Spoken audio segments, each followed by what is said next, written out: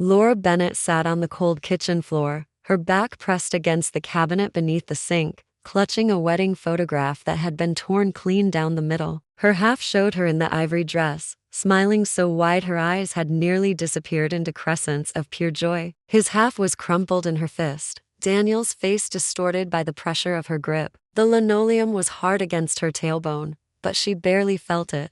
She had been sitting there for 20 minutes, maybe longer, staring at the refrigerator covered in her children's drawings, magnetic letters spelling out half-formed words, a grocery list in her own handwriting from 3 days ago that suddenly felt like it belonged to another lifetime. The house was silent except for the hum of the refrigerator and the distant sound of a neighbor's dog barking. Emma and Noah were asleep upstairs, their small bodies curled under blankets decorated with dinosaurs and butterflies. They had no idea that their world had just fractured. Laura's hands trembled as she brought the photograph closer to her face, studying the woman she used to be. That woman had believed in forever. That woman had looked at Daniel Bennett and seen safety, partnership, a father for her children. That woman had been a fool. The realization had come exactly 4 hours and 17 minutes ago, though Laura had checked the clock so many times since then that the numbers had begun to blur together. She remembered the exact moment because she had been folding laundry, Daniel's work shirt smooth and warm from the dryer, when his phone had buzzed on the dresser. She hadn't meant to look. She had never been the type to snoop, had prided herself on the trust they had built over 9 years of marriage. But something about the way the screen had lit up in the dim bedroom, the way the notification had appeared and then disappeared quickly as if the phone itself was guilty, had made her set down the shirt and walk over. The message preview had been brief but devastating. "Can't wait to see you again. I hate when you go back to her." The words had seemed to float above the screen, disconnected from reality. Impossible. Laura had stood there for a full minute, her brain refusing to process what her eyes were seeing. Then, moving as if underwater, she had picked up the phone. The passcode was still their anniversary, June 14th. He hadn't even bothered to change it. Inside, she had found months of messages, hundreds of them, exchanged with someone named Vanessa Clark. Photos of Daniel smiling in ways Laura hadn't seen in years.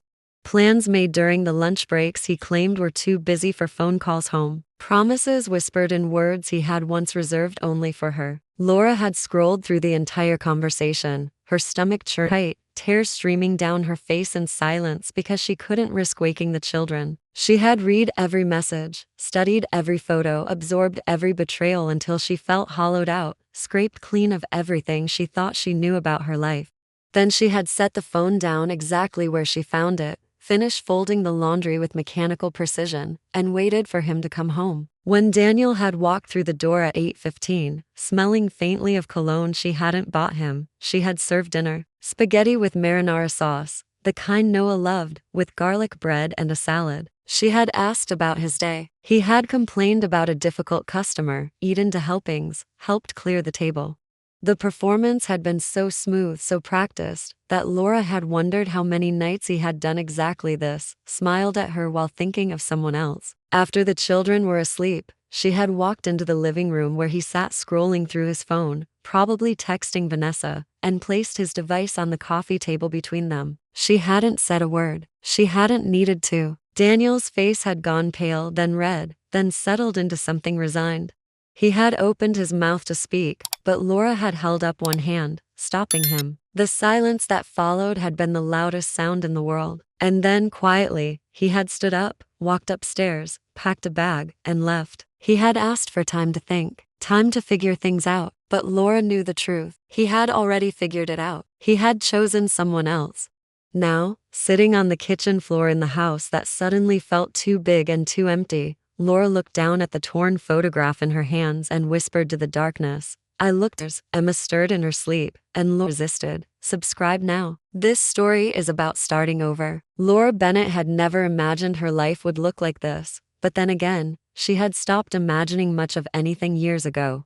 At 34, she lived in the kind of small town that appeared on postcards but rarely in people's actual dreams. A place called Maplewood in rural Oregon where everyone knew everyone else's business and the nearest Target was 45 minutes away. She had grown up here, left briefly for 2 years of community college in Eugene, and returned when she got pregnant with Emma at 25. Daniel had been her high school sweetheart, the kind of steady, unremarkable boy who showed up on time, remembered birthdays, and never caused drama. They had married in a small ceremony at the Methodist Church on Elm Street, honeymooned for 3 days at the coast, and settled into a life that felt safe and predictable. Daniel worked as a manager at Maplewood Hardware and Supply, a job that paid modestly but provided health insurance and a sense of stability. Laura worked part-time as an administrative assistant at Riverbend Veterinary Clinic, answering phones, scheduling appointments, and occasionally holding down frightened cats while Dr. Patterson administered vaccines. The work was simple, sometimes monotonous, but she liked the animals, and the clinic was only 10 minutes from Emma and Noah's elementary school, which made pickups manageable. Their house was a modest 3-bedroom ranch with pale yellow siding that needed repainting and a backyard where a rusty swing set stood beneath an old maple tree. It wasn't much, but it was theirs, or at least it had been until the mortgage and the car payments and the credit card bills started piling up in ways that made Laura's stomach hurt when she checked the mailbox. The years had passed in a blur of ordinary moments. Birthday parties at the local pizza place where children screamed and ran between tables while parents made awkward small talk. Saturday mornings at the farmer's market where Laura bought overpriced organic apples because she wanted to believe she was the kind of mother who made healthy choices. Sunday dinners at Daniel's parents' house, where his mother served pot roast and asked pointed questions about when they might have a third child, a question that always made Laura's jaw tighten because they could barely afford the two they had. But there had been good moments too. Emma's first day of kindergarten when she had turned back at the classroom door and blown Laura a kiss. Noah learning to ride his bike without training wheels, his laughter echoing through the neighborhood as Daniel ran beside him. Movie nights on the couch with popcorn and blankets, the 4 of them piled together in a warmth that felt like enough. Except lately, it hadn't been. Laura couldn't pinpoint exactly when things had started to shift, but if she had to guess, it was around 6 months ago. Daniel had begun coming home later, always with reasonable explanations. Inventory, staff meetings, a problem with the register system. He had started showering as soon as he walked in the door, something he used to do lazily before bed. His phone, which used to sit casually on the kitchen counter, was now always in his pocket, screen facing down when he set it anywhere. He had become irritable, snapping at the children over small things, a spilled juice box, toys left in the hallway. When Laura tried to initiate intimacy, he claimed exhaustion, turning away from her in bed until she stopped trying altogether. She had told herself it was normal. Marriage ebbed and flowed. Everyone said so. Her friends at the clinic complained about their husbands too, about the ways men became distant and distracted, about how parenthood and bills and routine could flatten even the best relationships into something dull and functional. Laura had convinced herself that this was just a phase, that they would come out the other side stronger, that she just needed to be patient and understanding. She had tried to be the kind of wife she thought he needed. She made his favorite meals, roast chicken with garlic potatoes. She bought new lingerie she couldn't afford and felt foolish wearing. She planned a date night at the Italian restaurant downtown, but he had canceled last minute because of a work emergency that she later realized probably never happened. On the surface, they still looked like a family. They still showed up to Emma's soccer games and Noah's school concerts. They still posed for photos at Halloween and Christmas, Daniel's arm around Laura's shoulders, both of them smiling for the camera. But underneath, Laura had begun to feel like she was drowning in slow motion, sinking into a loneliness so profound that it made her chest ache. She would lie awake at night next to her husband, listening to him breathe, and feel more alone than she had ever felt in her entire life. She told herself she was being dramatic, that she should be grateful for what she had, a roof over her head, healthy children, a husband who didn't drink or gamble or hit. But gratitude felt like a cage, and Laura was starting to realize she had been locked inside it for a very long time. It was a Thursday afternoon in late September when Laura's world stopped turning. She remembered it was Thursday because that was the day she always stripped the beds and washed all the linens, a routine she had maintained religiously since becoming a mother, as if clean sheets could somehow impose order on the chaos of raising small children. The air coming through the bedroom window carried the scent of wood smoke from someone's fireplace and the faint sweetness of rotting apples from the tree in their backyard. Emma and Noah were still at school, the house quiet in that particular way it only was between 2:30 and 3:15. That brief window when Laura could move through the rooms without stepping on Legos or answering endless questions about why the sky was blue or whether dinosaurs could come back to life.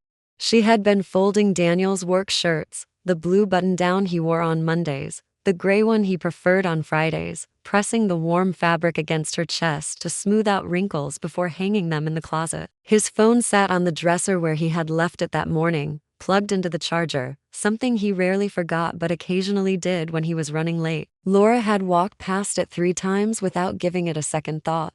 She wasn't the kind of woman who checked her husband's phone. She had friends who did, women at the clinic who talked about scrolling through messages and browser histories, who seemed to live in a constant state of suspicion. Laura had always felt a quiet superiority about that, a pride in the trust she and Daniel had built. They didn't need to police each other. They were partners. The phone buzzed once, a soft vibration against the wood surface of the dresser. Laura glanced at it reflexively, the way anyone does when a sound interrupts silence. The screen lit up with a notification, and in the second before it disappeared, she saw the preview of a message. "Can't wait to see you again. I hate when you go back to her." The words registered slowly, like her brain was processing a language it didn't quite speak. Laura stood frozen, the shirt still pressed against her chest, staring at the now dark screen. Her first thought was that she had misread it.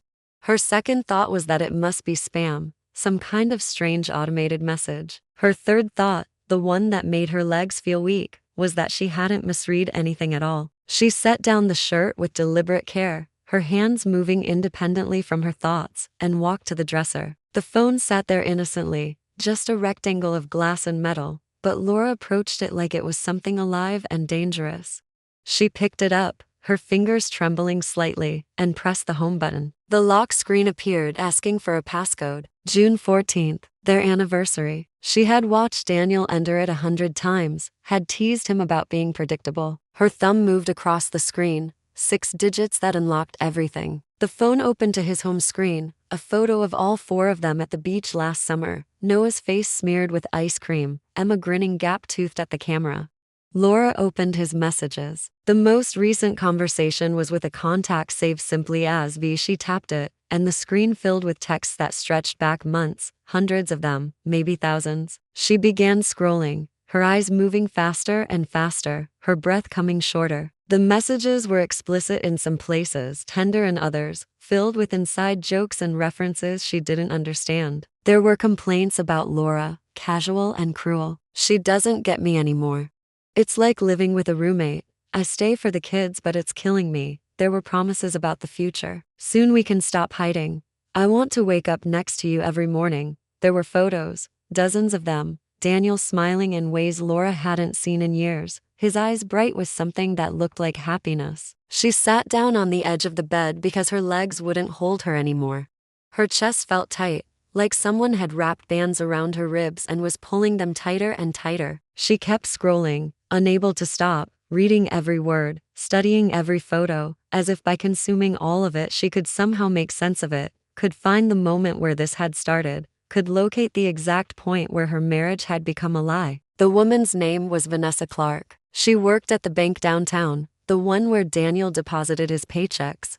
They had been seeing each other for 7 months. 7 months of lunches that turned into afternoon hotel visits. 7 months of good morning texts sent before Daniel kissed Laura goodbye. 7 months of I love yous exchanged with someone else while Laura made dinner and helped with homework and believed she still knew her husband. Laura read until her eyes burned and her hands cramped from gripping the phone. She read until she had memorized the shape of this betrayal, every contour and edge of it. Then, moving carefully, she set the phone back on the dresser, plugged it in exactly where it had been, and walked to the bathroom. She gripped the edge of the sink and stared at her reflection in the mirror. Her face looked the same as it had an hour ago, but everything behind it had changed. She didn't cry, not yet. She couldn't. The pain was too big for tears, too enormous for her body to process. It sat inside her like a stone, heavy and cold and utterly immovable. Daniel came home at 8:17 that evening, 17 minutes later than usual, carrying the smell of autumn air and something else Laura couldn't quite identify, maybe cologne, maybe guilt, maybe nothing at all. She had spent the hours since her discovery moving through the house like a ghost, picking up the children from school, smiling at their chatter about playground games and art projects, heating up leftover casserole for dinner, giving baths, reading bedtime stories. She had performed every task with mechanical precision, her body operating on autopilot while her mind spun in circles, trying to understand how she had missed this, how she could have been so blind. When Daniel walked through the door, she was standing at the kitchen sink washing dishes, her hands submerged in soapy water that had gone lukewarm. He kissed her cheek, a habit so ingrained it required no thought, and asked about her day. Laura heard herself respond with something generic about work and the kids, her voice steady even as her heart hammered against her ribs. They moved through the evening rituals together, him loosening his tie, her wiping down the counters, both of them existing in the same space but inhabiting completely different realities. She served him dinner, spaghetti with marinara sauce that Noah had requested, and watched him eat 2 helpings while complaining about a difficult customer who had argued about return policies.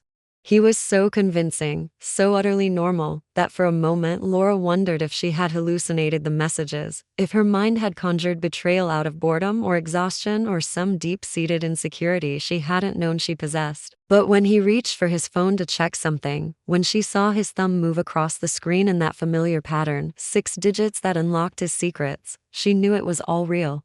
After he helped her clear the table, after he went through the motions of being a husband and father, after the children were finally asleep and the house had settled into its nighttime quiet, Laura walked into the living room where Daniel sat on the couch scrolling through his phone. She moved slowly, deliberately, crossing the worn carpet they had been meaning to replace for 3 years.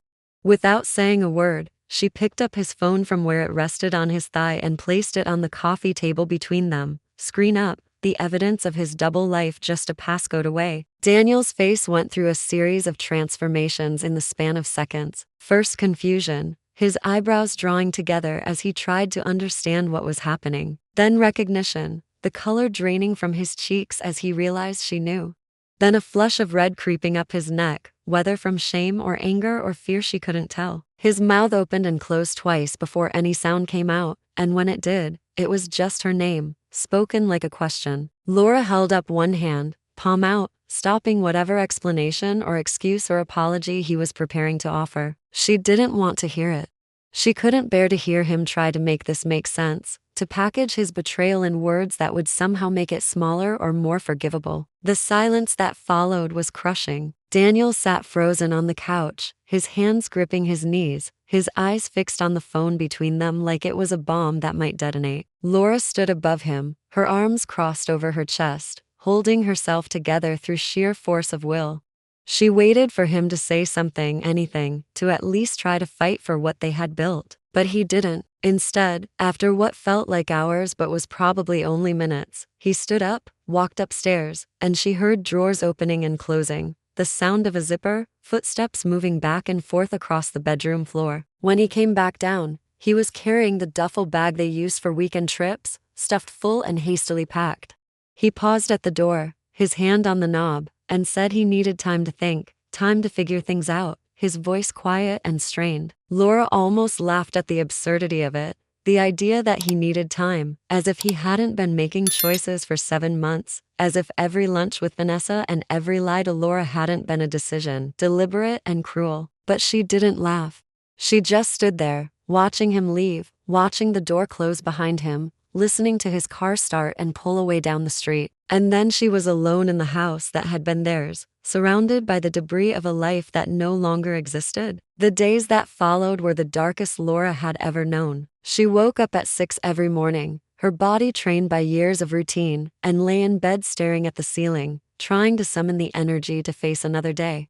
Eventually, she would force herself up, would move through the motions of motherhood with grim determination. She dressed Emma and Noah in their school clothes, made breakfast they barely ate, packed lunches with the crusts cut off the sandwiches just how they liked. She drove them to Maplewood Elementary, kissed them goodbye, watched them disappear through the heavy blue doors. Then she went to work at the clinic, answered phones, scheduled appointments, smiled at clients, all while feeling like she was watching herself from a great distance, like she was a character in a play performing a role she no longer understood. 3 weeks had passed since Daniel left, 21 days that Laura had counted not because she wanted him back but because time had become something she needed to measure in order to believe she was still moving forward. The house felt different now, emptier in some ways but also strangely lighter, as if his absence had removed a weight she hadn't realized she was carrying. Still, the nights were brutal. After Emma and Noah went to sleep, after she had checked their homework and signed permission slips and laid out their clothes for the next day, Laura would sit alone in the living room with all the lights off, staring at nothing, feeling the silence press against her eardrums until it became a physical thing, heavy and suffocating. She hadn't told anyone the full truth yet. Her parents knew Daniel had moved out, that they were having problems, but Laura had kept the details vague, saying they needed space to work through some issues. The phrase felt like a lie even as she spoke it, but she couldn't bring herself to say the real words. To admit that her husband had been sleeping with someone else for 7 months while she packed his lunches and washed his clothes and believed in a marriage that existed only in her imagination. Her coworkers at the clinic had noticed something was wrong. Dr. Patterson had asked twice if she was feeling all right, his kind eyes full of concern she couldn't accept. She had smiled and blamed allergies, exhaustion, anything but the truth. The shame was the worst part. Laura lay awake at night cataloging all the ways she had failed, all the signs she should have seen. The late nights at work, the new cologne, the way he had stopped really looking at her, his eyes sliding past her face like she was furniture. She felt stupid and naive, like a woman in one of those television movies who discovers her husband has a secret second family in another state. How had she not known? How had she been so blind? The questions circled in her mind endlessly, unanswerable, corrosive. She felt like she was disappearing, eroding from the inside out, until sometimes she looked in the mirror and barely recognized the hollow-eyed woman staring back at her. It was a Wednesday morning when everything shifted, when the fragile shell Laura had been maintaining finally cracked open. She had just finished making breakfast, scrambled eggs that had gone cold on the plates while she stood at the counter staring into space, trying to remember what she was supposed to do next.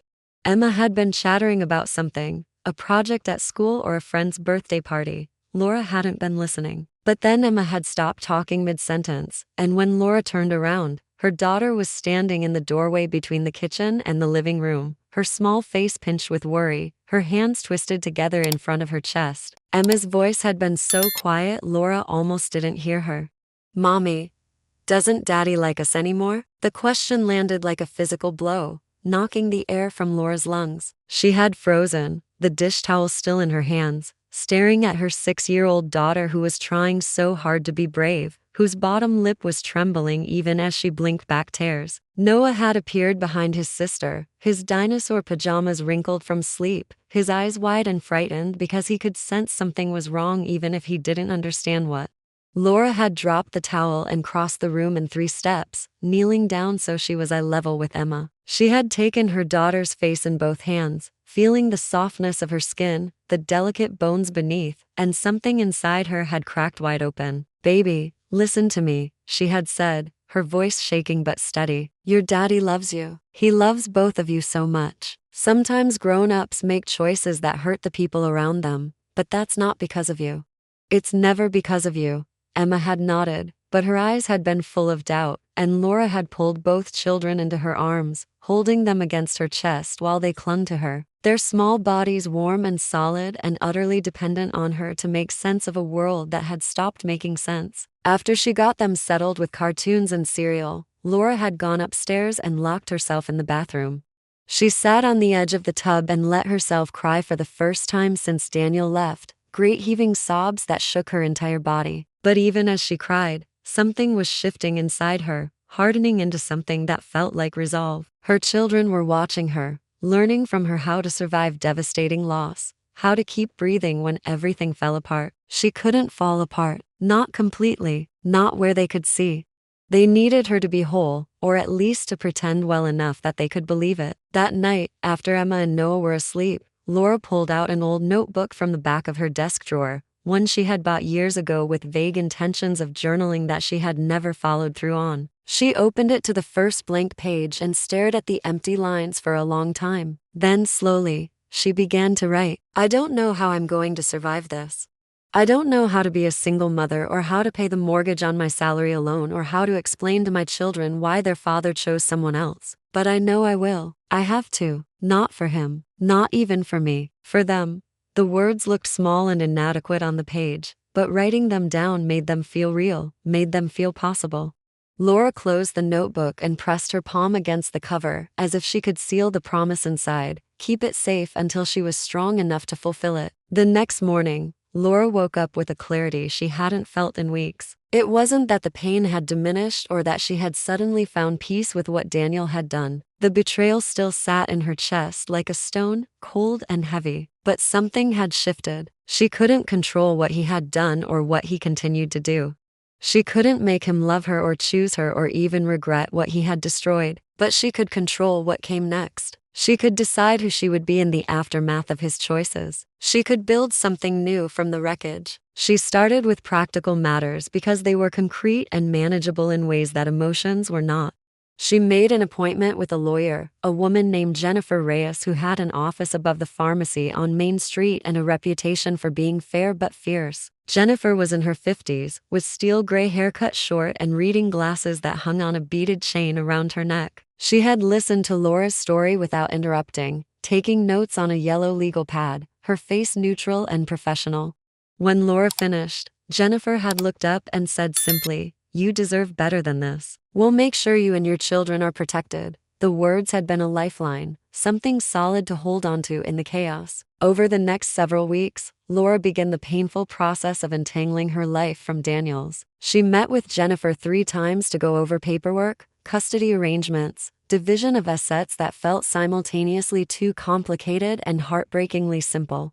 They had so little to divide: a house with more mortgage than equity, 2 cars, one of which barely ran, a modest savings account that Daniel had apparently been draining to fund his affair, something Laura discovered with a mixture of rage and despair. Jennifer filed for legal separation and temporary custody, and Laura signed papers that made official what had already become true. Her marriage was over, but the legal logistics were only one part of the reconstruction.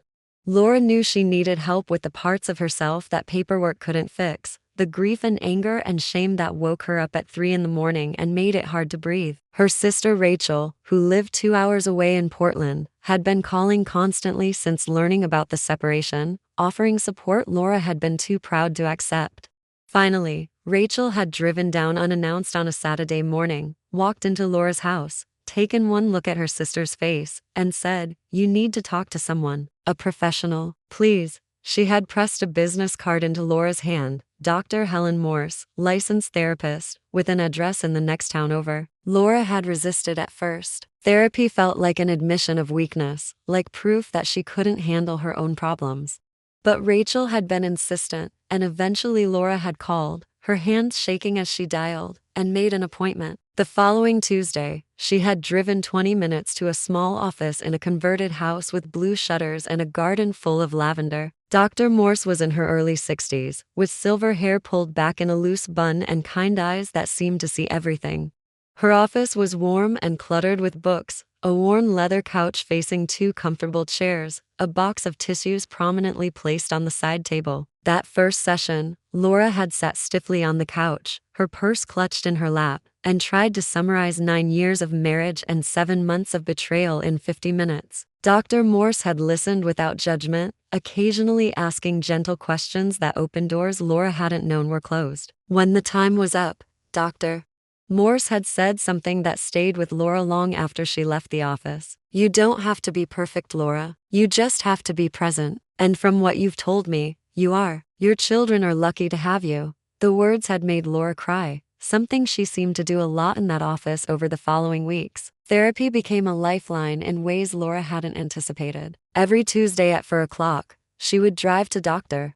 Morse's office and spend an hour unpacking the weight she carried. She talked about the betrayal and the shame. She talked about her fears of failing her children, of never being enough, of being alone forever. She talked about her anger at Daniel, at Vanessa, at herself. And slowly, week by week, she began to feel lighter. Not healed, not whole, but less like she was drowning. Dr.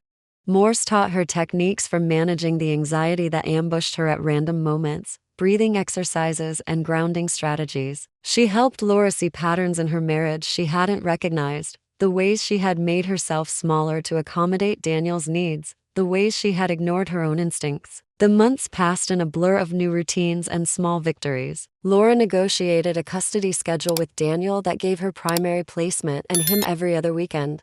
She took over all the household finances, creating a budget that was tight but workable. She started cooking again, really cooking, not just heating up frozen meals, and found unexpected pleasure in trying new recipes, in feeding her children food she had made with her own hands. It was a Saturday afternoon in early December when Laura's carefully reconstructed life intersected with her past in a way she never could have anticipated. She had taken Emma and Noah to the grocery store, something she did every weekend now, with a detailed list and coupons clipped from the Sunday paper, trying to stretch every dollar as far as it would go. The store was crowded with holiday shoppers, carts overflowing with ingredients for parties and family dinners, the air thick with the competing scents of pine garland and fresh-baked cookies from the bakery section. Laura had been standing in the cereal aisle, comparing prices on 2 boxes of the sugary kind Noah loved, when someone bumped into her from behind, hard enough that she stumbled forward slightly. The collision sent 3 boxes tumbling from the shelf to the linoleum floor, bright cardboard scattering at her feet. Laura had immediately dropped into a crouch to gather them, her face flushing with embarrassment, even though the accident wasn't her fault, already forming an apology. But before she could speak, a voice stopped her, a voice she hadn't heard in over 15 years but recognized instantly with a jolt that went through her entire body. Laura. The name was spoken as a question, tentative and surprised, and when she looked up, still crouched on the floor with her hands full of cereal boxes, she found herself staring into a face that belonged to another lifetime entirely. Marcus Hale stood above her, looking as startled as she felt, his hand extended to help her up. He had changed in the years since high school, filled out in the shoulders and chest, his dark hair now threaded with gray at the temples, lines around his eyes that suggested he smiled often or squinted in sunlight or both.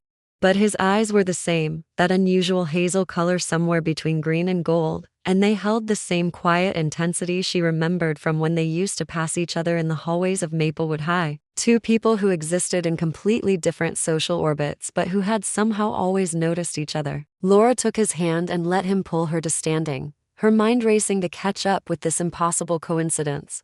Marcus Hale had left Maplewood the summer after graduation, accepted to some art school in California, and as far as Laura knew, he had never come back. He had been the quiet kid who sat alone in the library during lunch, sketching in notebooks he never showed anyone, wearing the same black hoodie every day regardless of the weather.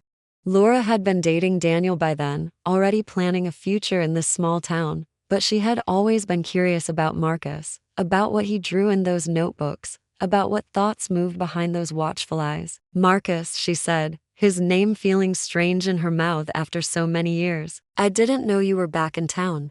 Her voice sounded normal, friendly, giving nothing away of the chaos of the past few months, the divorce proceedings and custody negotiations and nights spent crying in the bathroom so her children wouldn't hear. Marcus smiled, a small, gentle curve of his lips, and began helping her collect the fallen cereal boxes, their hands nearly touching as they both reached for the same one. Yeah, I moved back about 2 months ago, he said, straightening up and handing her the boxes. My mom got sick.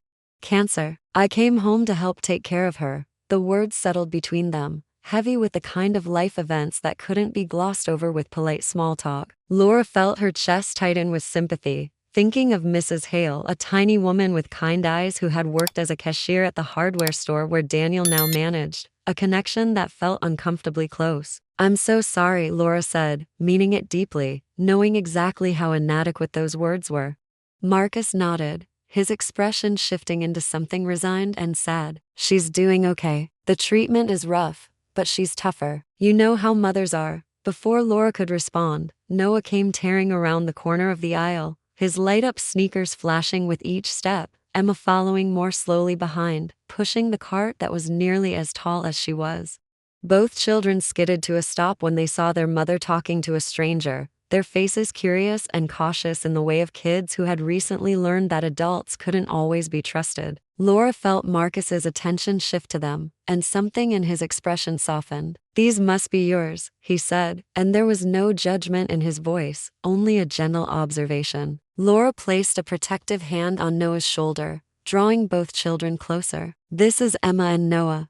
Kids, this is Mr. Hale. We went to school together a long time ago." Marcus crouched down so he was at eye level with the children, a gesture Laura noticed and appreciated, something Daniel had never thought to do. "Nice to meet you both," he said seriously, as if they were adults worthy of respect. Emma, ever the bolder of the two, stepped forward slightly. "Do you have kids?" she asked with the bluntness of a 6-year-old. Marcus shook his head, still smiling. "No, just me and my mom. But I have a dog. His name is Copper and he's very lazy." Noah's eyes lit up at the mention of a dog, and he immediately launched into a detailed description of a puppy he wanted for Christmas, a golden retriever he had seen at the pet store. Laura let the conversation flow around her for a moment, watching Marcus interact with her children with an ease that surprised her. He listened to Noah's enthusiastic rambling about dogs with genuine interest, asked Emma about school, made them both giggle with a silly impression of his lazy dog. When he finally stood back up, his eyes met Laura's, and something passed between them, some recognition of shared humanity, of people who had both experienced loss and were trying to navigate what came after. "It was really good to see you," he said, and she heard sincerity in his voice. "If you're ever around and need anything, I'm living at my mom's place on Sycamore Street. Same house as always." He pulled a receipt from his pocket and borrowed a pen from an employee restocking shelves nearby, scribbling down a phone number in handwriting that was surprisingly neat. He handed it to Laura, and she took it, folding the small piece of paper and tucking it into her jacket pocket without really thinking about why. "Thank you," she said, unsure what she was thanking him for exactly. Maybe just for being kind, for treating her children like people, for being a small reminder that the world still held unexpected gentleness. Marcus nodded once more, lifted a hand in a casual wave to Emma and Noah, and disappeared down the aisle, leaving Laura standing there with a cart full of groceries and a strange, unfamiliar warmth spreading through her chest. 2 weeks passed before Laura saw Marcus again, 2 weeks during which she thought about their encounter in the grocery store more often than she wanted to admit. The piece of paper with his phone number had migrated from her jacket pocket to her wallet, tucked behind her driver's license where she saw it every time she paid for gas or showed ID at the pharmacy. She wasn't sure why she kept it. It wasn't as if she planned to call him. What would she even say? But something about knowing it was there, knowing there was another person in this town who had looked at her with kindness and not pity, felt like a small comfort. The second meeting happened at Riverside Park, a modest stretch of grass and playground equipment that sat along the banks of Willow Creek. Laura had brought Emma and Noah there on a Sunday afternoon, one of those rare winter days when the sun broke through the clouds and made the cold feel almost pleasant. The children had run immediately to the swings, their coats unzipped despite her protests, their laughter carrying across the empty park. Laura had settled onto a bench nearby, her hands wrapped around a travel mug of coffee that had already gone lukewarm, watching her children play and trying not to think about how Daniel should have been here, how this should have been a family outing instead of just her again, always just her. She didn't notice Marcus until he was already close, jogging along the path that circled the park, his breath coming out in visible puffs in the cold air. He slowed when he saw her, then stopped entirely, pulling out earbuds and offering that same gentle smile she remembered from the grocery store. "Laura, hi," he said, slightly out of breath, his cheeks flushed from exertion. "I didn't expect to see you here." He was wearing running clothes, dark athletic pants and a gray jacket, and a baseball cap pulled low over his eyes. Laura felt suddenly self-conscious about her own appearance, her hair pulled back in a messy ponytail, her old winter coat with the broken zipper, no makeup because what was the point? "We come here most Sundays," she said, gesturing toward Emma and Noah, who had noticed the stranger and were watching from the swings with open curiosity. "It's free entertainment and it tires them out." The words came out more bitter than she intended, revealing more than she wanted to about her current financial situation. But Marcus didn't seem to notice or care. He glanced toward the children and waved, and Noah, ever friendly, waved back enthusiastically. "Mind if I sit for a minute?" Marcus asked, gesturing to the bench. "I've been running for an hour and my legs are threatening to mutiny." Laura shifted over to make room, and Marcus sat down beside her, close enough that she could smell the clean scent of cold air and exertion on him. They sat in comfortable silence for a moment, watching the children play, and Laura found herself relaxing in a way she hadn't in months. There was something about Marcus's presence that felt easy, undemanding, like he wasn't expecting anything from her except to exist as she was. "How's your mom doing?" Laura asked finally, genuinely wanting to know. Marcus's expression shifted, becoming more serious. "She has good days and bad days. This week has been mostly good. She's stubborn, which helps. Refuses to let the cancer define her." Laura nodded, understanding that kind of stubbornness, feeling it in her own bones. They talked for a while about small things: his freelance work as a graphic designer, her job at the veterinary clinic, the ways Maplewood had changed and stayed the same. Marcus mentioned he was working from home, taking care of his mother between deadlines, and Laura mentioned she was managing, a word that covered a multitude of struggles without really saying anything. When Emma and Noah eventually ran over, breathless and pink-cheeked, demanding snacks, Marcus stood to leave. But before he did, he reached into his jacket pocket and pulled out a small sketchbook. He flipped through pages quickly, found what he was looking for, and carefully tore out a sheet. It was a sketch, done in simple pencil lines, of Emma and Noah on the swings. He must have drawn it while sitting there, capturing them mid-flight, their faces alight with joy. The detail was remarkable, the way he had caught the tilt of Emma's head, the gap in Noah's smile, the pure and self-conscious happiness of children at play. Laura stared at the drawing, her throat suddenly tight. "For you," Marcus said quietly. The drawing hung on Laura's refrigerator for 3 days before she allowed herself to really look at it, to see it as more than just a kind gesture from someone she barely knew. She had attached it with a magnet shaped like a strawberry, positioning it carefully. Between Emma's spelling test and Noah's crayon drawing of what might have been a dinosaur or possibly a truck, it was hard to tell. Every time she opened the refrigerator for milk or leftovers, she would catch a glimpse of Marcus's pencil lines, the way he had captured her children in a moment of pure joy, and something would shift in her chest. A feeling she couldn't quite name but that felt dangerously close to hope. In the weeks that followed their encounter at the park, Laura and Marcus fell into an unexpected rhythm of communication. It started with a text message she sent on a Tuesday evening, her thumb hovering over the send button for a full minute before she finally pressed it. "Thank you again for the drawing. The kids loved it." His response came quickly, casual and warm. "I'm glad. They're great kids. You're doing an amazing job with them."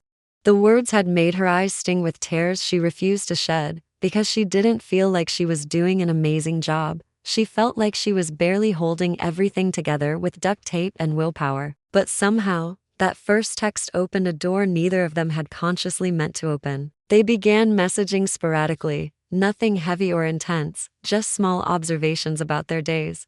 Marcus would send a photo of something funny his dog did, Copper sprawled upside down on the couch with his tongue hanging out. Laura would complain about difficult clients at the clinic, the woman who insisted her cat was depressed because it didn't like the new brand of food. Their conversations felt easy in a way Laura hadn't experienced in years, devoid of the tension and careful navigation that had characterized the final months of her marriage.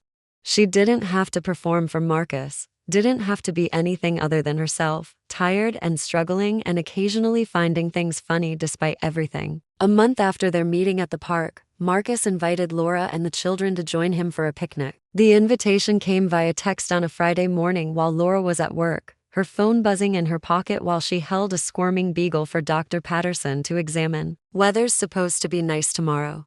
Want to meet at Riverside with the kids? I'll bring sandwiches." Laura had stared at the message for a long time, her heart doing something complicated and frightening in her chest. This felt like more than casual friendship, more than two old classmates reconnecting. This felt like something that could become important, and importance meant risk, meant the possibility of being hurt again in ways she wasn't sure she could survive.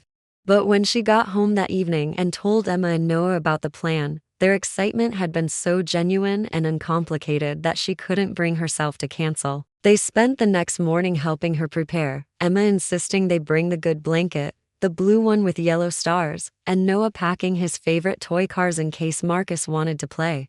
Laura found herself taking extra time getting ready, trying on 3 different shirts before settling on a soft green sweater that made her eyes look brighter, then immediately feeling foolish for caring what she looked like. This wasn't a date. This was just a picnic. With a man who had drawn her children with such tenderness it made her want to cry. Marcus was already at the park when they arrived, sitting on a faded plaid blanket with a cooler beside him and Copper lying in the grass nearby, his tail thumping lazily. The dog was enormous, some kind of retriever mixed with reddish fur and graying around the muzzle, and the children fell in love with him immediately. While Emma and Noah showered Copper with attention, Marcus unpacked the cooler, laying out sandwiches he had clearly made himself, cut diagonally the way kids preferred, along with apple slices, chips, and juice boxes that still had condensation beading on their surfaces. They ate slowly, the 4 of them plus the dog, sitting in the weak February sunshine that held the promise of spring but hadn't yet delivered on it. Marcus told stories that made the children laugh, silly tales about Copper's adventures and misadventures, the time he got sprayed by a skunk, the time he stole an entire rotisserie chicken off the counter. Emma told Marcus about her best friend at school and the chapter book she was reading. Noah demonstrated how fast he could run, sprinting in circles around the blanket until he collapsed in a giggling heap. And Laura sat there watching it all unfold, feeling something inside her that had been frozen for months begin to thaw. After they finished eating, Emma and Noah ran off to play on the swings, their voices carrying back across the grass, and Laura and Marcus were left alone on the blanket. The silence between them felt different now, charged with something Laura was afraid to examine too closely. Marcus turned to look at her, his hazel eyes serious, and said quietly, "You're incredible. You know that?" Laura laughed, a sharp sound that held no humor. "I'm really not. Most days I feel like I'm failing at everything." She hadn't meant to be so honest, but something about Marcus made her want to tell the truth, made her feel like she could be vulnerable without being judged. "You're wrong," Marcus said, his voice gentle but firm. "You keep going. Even when everything falls apart, you keep showing up for them, keep being their mother, keep being strong. That's not nothing, Laura. That's everything." His words hit her like a physical force, breaking through defenses she had carefully constructed. Her eyes filled with tears she couldn't stop, and she turned her face away, embarrassed to be crying in front of him. But Marcus didn't look away or change the subject.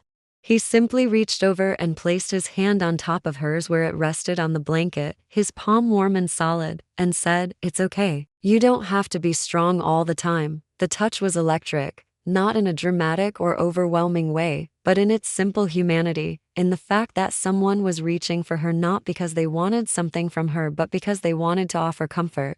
Laura looked down at their hands, his larger and weathered, hers smaller with chipped nail polish and calluses from work, and felt something shift fundamentally inside her. She had spent so many months believing she was broken, that Daniel's betrayal had damaged her beyond repair, that she would never be able to trust anyone again. But sitting here with Marcus, feeling the weight of his hand on hers, watching her children play in the distance, she realized something terrifying and wonderful. She could feel again. She could let someone in. She could risk being hurt because the alternative, staying closed off forever, was actually more painful than any betrayal could be. 6 months later, Laura stood in her kitchen on a Saturday morning in late summer, sunlight streaming through the windows in golden bands that painted everything warm and honey-colored. She was making pancakes, the real kind from scratch, not the box mix, because she had time now, because cooking had become something she did for pleasure rather than obligation. The house smelled like vanilla and butter, and she could hear Emma and Noah upstairs arguing good-naturedly about whose turn it was to choose the movie for tonight, their voices carrying down through the old vents in a way that used to annoy her but now just made her smile. The doorbell rang, and before Laura could even set down the spatula, she heard the thunder of small feet racing down the stairs, both children shouting in unison, "I'll get it." There was a brief scuffle at the door, giggles and the sound of the lock turning, and then Emma's voice, bright with excitement, "Mom, Marcus is here." Laura wiped her hands on a dish towel and walked to the front door, her heart doing that now familiar flutter it always did when she knew she was about to see him, a feeling she had stopped fighting months ago and instead learned to welcome. Marcus stood on the porch holding a bouquet of wildflowers, black-eyed Susans and purple coneflowers and Queen Anne's lace, the kind that grew wild along the roads outside town rather than the expensive arrangements from the florist. Copper sat beside him, panting in the heat, his tail wagging slowly. Marcus looked slightly sheepish, like he wasn't quite sure if showing up unannounced was presumptuous, but his eyes were warm and hopeful. "I thought maybe you'd want company for breakfast," he said, lifting the flowers slightly. "If it's not too early or too much or come in," Laura interrupted, stepping back to let him pass, unable to stop the smile that spread across her face. "You're just in time. I made enough pancakes to feed an army." Emma grabbed Marcus's hand and pulled him toward the kitchen, already chattering about the movie they were going to watch later and asking if he wanted to stay for that too. Noah attached himself to Marcus's other side, talking rapid fire about a frog he had found in the backyard yesterday. And Marcus listened to both of them with the same patient attention he always gave, as if their concerns were the most important things in the world. In the kitchen, Laura found a vase for the flowers while Marcus settled into the chair that had somehow become his over the past few months, the one at the corner of the table where he could see everyone. She poured him coffee without asking how he took it because she already knew, black with just a little sugar, and their fingers brushed as she handed him the mug, a touch that sent warmth radiating up her arm. They ate together, the four of them plus Copper begging shamelessly under the table. And Laura looked around at this scene that 6 months ago would have been unimaginable and felt something very close to contentment. After breakfast, the children ran outside to play with Copper in the backyard, and Laura and Marcus stood side by side at the sink, washing dishes in comfortable silence. Marcus washed, Laura dried, a rhythm they had fallen into naturally over the many meals they had shared. "I was thinking," Marcus said carefully, not looking at her, focusing instead on scrubbing syrup off a plate, "that maybe next weekend we could take the kids to the coast. There's a place I used to go when I was younger, quiet beach, not too crowded. If you want, no pressure." Laura set down the dish towel and turned to face him fully. Marcus finally looked at her, and in his eyes she saw hope and fear and affection, all the complicated emotions she felt mirrored back at her. "I'd like that," she said quietly, and watched relief wash over his features. He smiled, that gentle smile she had come to love, and reached up to tuck a strand of hair behind her ear, his fingers lingering against her cheek for just a moment before falling away. The gesture was tender and respectful, asking permission even as it offered affection, and Laura felt her eyes sting with the kind of tears that came from gratitude rather than pain. She thought about Daniel sometimes, usually late at night when the house was quiet and her mind wandered to places she tried to avoid. He had married Vanessa 3 months ago in a ceremony Laura heard about through the Maplewood Gossip Network, a small wedding at the courthouse followed by dinner at the Italian restaurant where Laura had once tried to plan a date night to save her marriage. The news had hurt, but not in the devastating way she had feared. It was more like pressing on a bruise that was mostly healed, a dull ache that confirmed damage had been done but also confirmed she was recovering. Daniel saw the children every other weekend, though he often canceled or showed up late, his new life apparently more demanding than his old one. Emma and Noah had adjusted better than Laura expected, their resilience a constant source of amazement and heartbreak.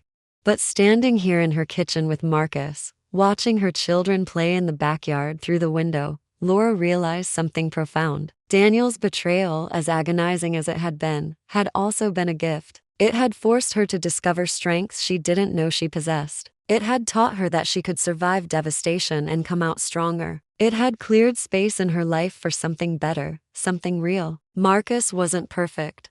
He had his own struggles, his own fears, his grief over his mother's illness that sometimes made him withdraw into himself. But he saw her. He saw all of her. The broken parts and the strong parts and the parts still healing, and he stayed anyway. "Thank you," Laura said suddenly, and Marcus looked at her with confusion. "For what?" he asked. Laura gestured vaguely around the kitchen, trying to encompass everything she felt, everything that had changed. "For showing up, for being patient, for helping me remember that I could trust someone again." Marcus's expression softened, and he took her hand in his, threading their fingers together. "You did that yourself," he said. "I just had the privilege of watching you become who you always were." Through the window, Emma called out to them, waving frantically, and they both turned to see her and Noah attempting to teach Copper to jump through a hula hoop, the dog looking confused but willing.